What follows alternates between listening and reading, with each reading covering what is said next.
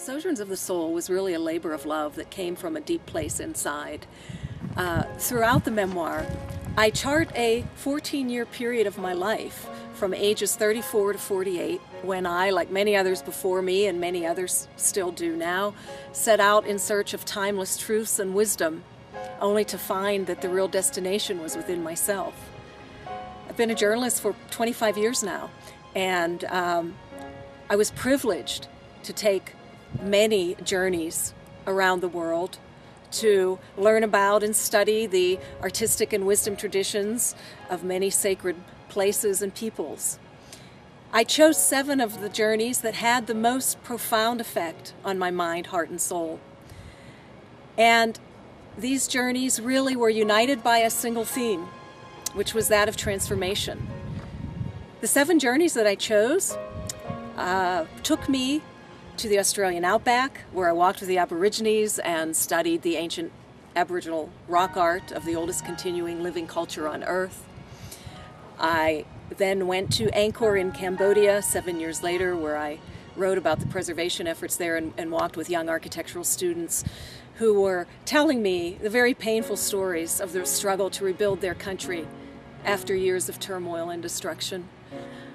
I then went to Egypt, where I had the privilege of discovering with and writing about a new Egyptian tomb with the Egyptian archaeologist Kenneth Weeks. I then went to Tibet, where I was profoundly affected by the faith, love, and compassion of the Tibetan people and all that they've endured. My next journey took me to the sacred Mayan sites in the Yucatan, where I was initiated into the beautiful esoteric wisdom of the ancient Maya. Then to New Mexico, where I delved deeply into the Native American traditions, as well as the mystical Christian tradition during my stay at a Benedictine monastery. And then finally to Peru, where I was able to go into the Amazon and to Machu Picchu and have a truly mystical experience of myself in relationship to all that is. For all of these journeys, I've been extremely grateful.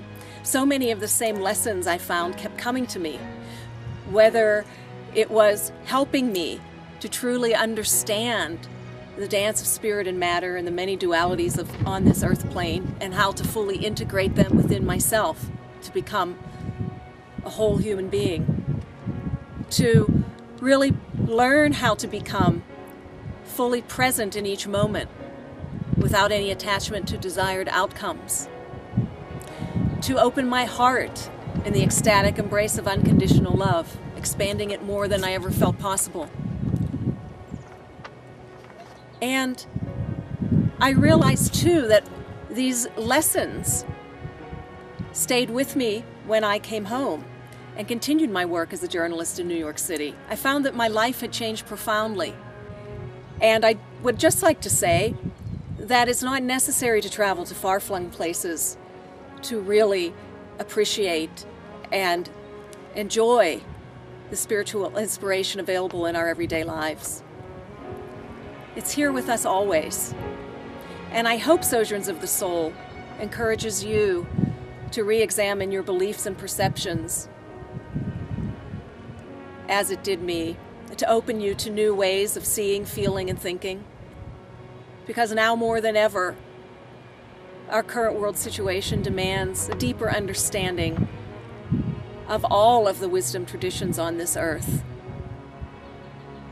Because understanding and awareness nurture respect and ultimately love.